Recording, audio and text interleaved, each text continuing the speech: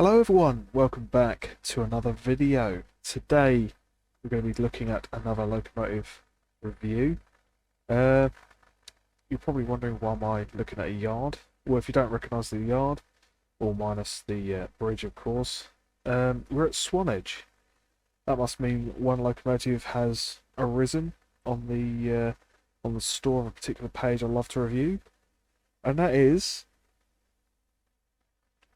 the Caledonia Works M7, or the London and South Western Railway M7. Um, yeah, fantastic looking, absolutely superb. When I saw this came out the other day, I believe Friday the 10th of March, I was rather excited to see this because up until then I was only using the digital traction version. Hopefully later in the video I'll show you, do a comparison of the two. And yeah, anyway, if we have a look around the loco, of course, you can see there's a lot of improvements compared to the digital tractions version. Caledonia Works have not ceased to amaze me with their detail and their absolutely superb job on weathering and whatnot. This locomotive, 30053, is actually a resident on the Swanage line. I think it's one of two that's left in the country.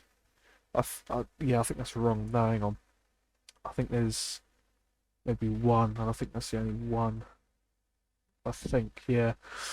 Anyway, it does look fairly familiar to a Chatham Railway H. I do like the Chathams, absolutely love the Chathams. Haven't done a review on them, mainly because obviously they've already been out and so many people have done that. But yes, I do also apologise for the lack of videos recently. I've been juggling with work as well as Beechhurst stuff. I've been building my 5-inch gauge rail motor, London South Western rail motor. That'll have its own video, of course. And as well as doing this, I've been keeping an eye on the YouTube channel from time to time, replying to comments when and if I can. So yes, if you do write a comment, I will get back to you at some point. And obviously, thank you for writing a comment in the first place. Anyway, so yeah, it's a fantastic looking model.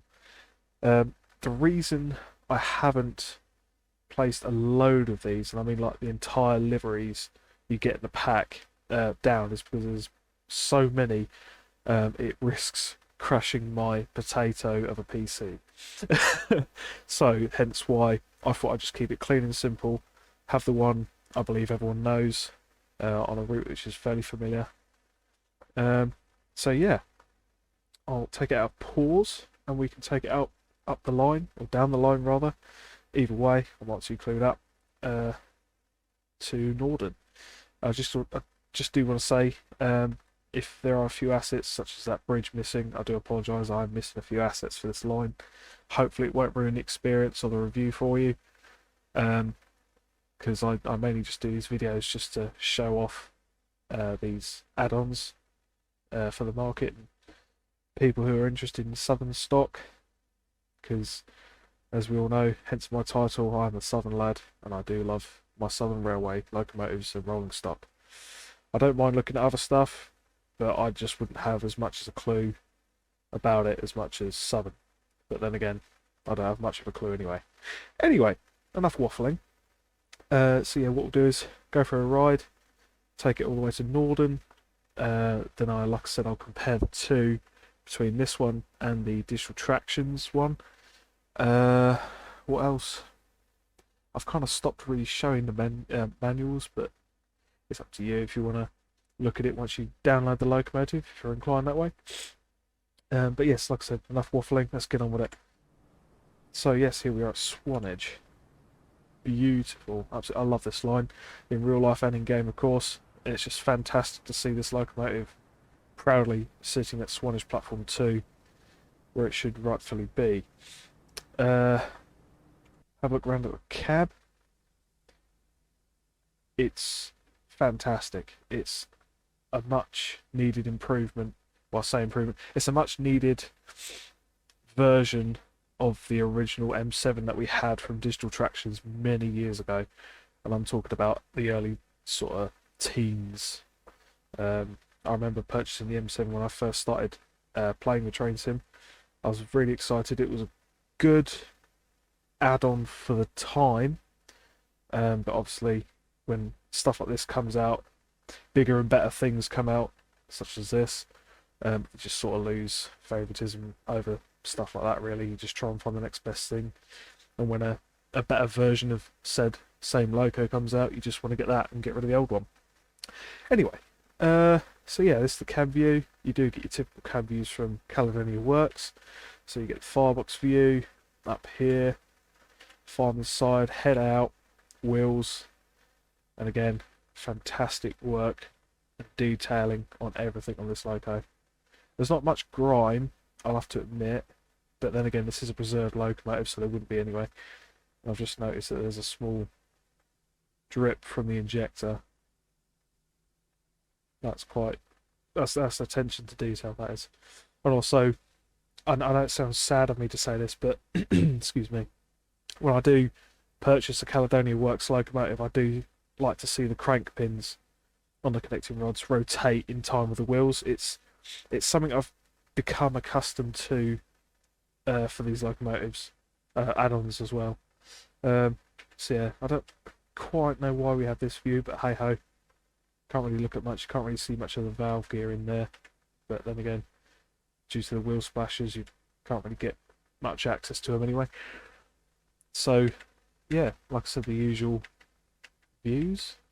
I can't remember how many views there are. There's so many now. And then back to driver's side. So anyway, like I said, without waffling on too much, and you lot getting bored, because trust me, when I waffle, even I get bored. So press E, and it has got a steam reverser. So you press E to unlock it, and then you just push forward on the W key. You see the little arrow go forward. So that's full reg. Reg? No, that's not the reg. That's the reg. Reverser, sorry. Full reverser. I was quite surprised by that, because you can just leave the E tabbed and just notch it back, which is quite a nice little feature. So we have it full forward. I'm sure the biggest thing you want to hear is the whistle, so we'll start with short whistles, so control space.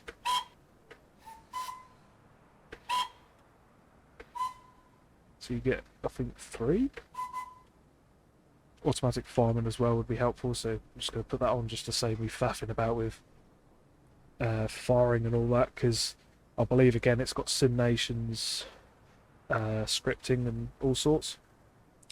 Now, I have to admit, I was really surprised about this next feature. This locomotive now has a simulated steam chest. I believe that these locos are now going to have simulated steam chests. I can't speak. It's been a long day at work for me. I've literally just finished work and I'm just hopping on, making a video for you guys. Yeah, first time I drove it, it was... Really? Every time. Every time. Oh. Well, I think that's the loco telling me, yep, it's time to stop waffling on and get on with it, so let's take the brake off. You can have it all the way running, but as you can see, the brake pressure doesn't actually release until you press J and opens a small injector, which is rather realistic. Oh, there we go again.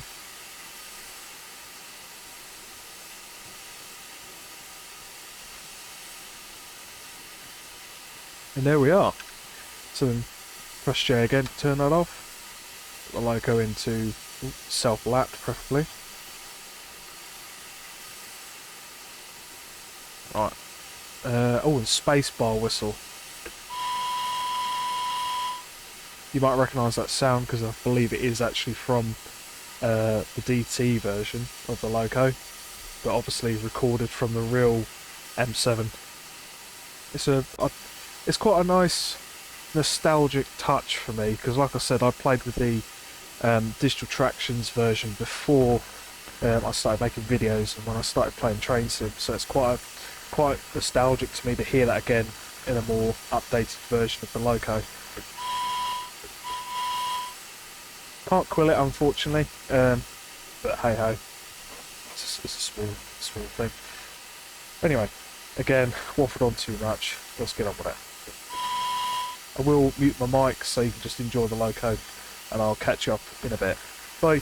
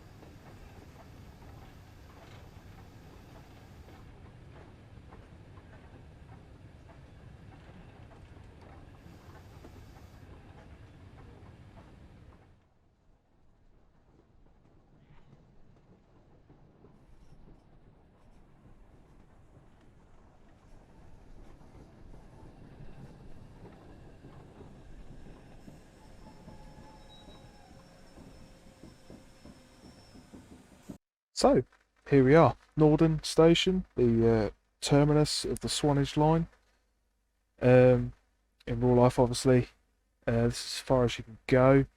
The line does go all the way to Wareham, but further after, I think, Frome River, I think, you need locomotives that have, well, you need locomotives that are mainline certified as well as rolling stock. But they do go up to that limit on diesel galas. It's quite good fun, really. It's quite a nice long stretch of track, and I believe they go up to something like 30, 40 miles an hour along that stretch. I don't know if any of the steam locomotives do. I don't think they do. I think they just stay from Norden to Swanage. So what I'll do now is I'll nip over to my, well, I say one of my, to one of the lines that you've probably seen before, mainly the one that's in the LSWR J70 review. Again, the district tractions loco, where I can compare this version of the M7 to the district traction one. Okay, I'll see you in just a second. Bye. So yes, hello guys. Back on the Southbridge to Northbridge route. As you can see, I'm in the editor. And what we have here are the district tractions version of the M7 on the left and Caledonia Works on the right. So let's take a look around the district tractions. As you can see, it compared to the locomotive we have just shown, it is starting to look its age. I mean, if you look at some of the edges, it's very sort of boxy. Even the discs and stuff like that, it's very boxy. I will commend them on their rivet work around the smoke box. I will, praise them in some way. It again looks good. It did the job for the time, but there are certain bits that aren't appealing, such as the very straight lines on what should be circular, shall we say. I do like that kind of texture though. I'll give them that. Sort of the dents and the imperfections in the steel work. The paint job and lining, on the other hand, if you get close to it, it's a bit bad, really. Like I said, I mean this add-on came out in the early sort of 2000s. Sorry, not early 2000s. I wasn't thinking. In sort of early teens, I think. I mean, like I said, did the job. I was quite happy with it. Has the same whistle. There was a few things you probably noticed in the old one compared to the new one. There's a few more details and whatnot. So anyway, yeah, that is the district tractions. Now the Caledonia Works one, you can easily tell between the two, in my opinion, which one's the better version. It's just that one there. Mainly because if you look at the paintwork, the district traction one is a bit brighter. I don't know if I've got the right year, because as you can see on the left here, it goes by year and digit. These are all the ones you get in the pack for Caledonia Works. And if I scroll down, you can see LF and SF. I'm not quite sure what that means, but I think it's got something to do with the smoke box, the type of smoke boxes.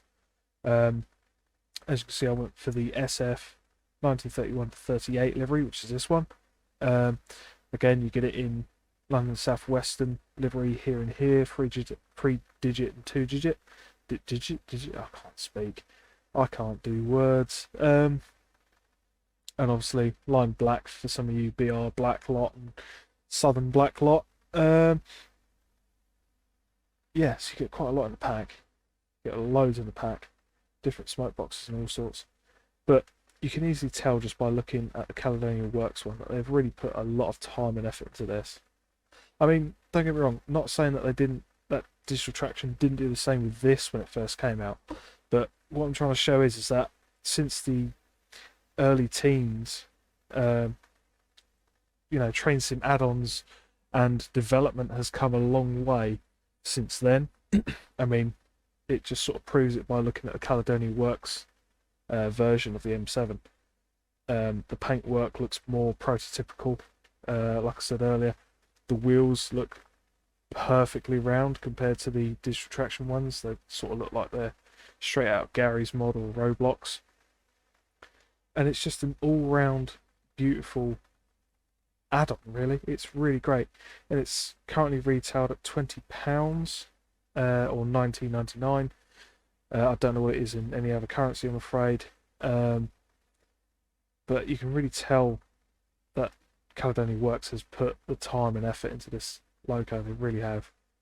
There was one other thing I forgot to show off, and that was the changeable head discs. You get headboards, but I'll leave that for you to figure out and find out for yourself, because there are some quite nice ones in there, as well as lamps, discs and whatnot at both ends, I believe. But as you can see, there's a height. Is it me, or is there a height difference? There is, yeah, there's some sort of height difference. If you look at the DT one, the buffer beam is too large compared to the Caledonia Works. That one is a lot slimmer compared to the digital traction version, and it is a lot shorter. That one I'm going to say is too tall, and that one is about right, or is right.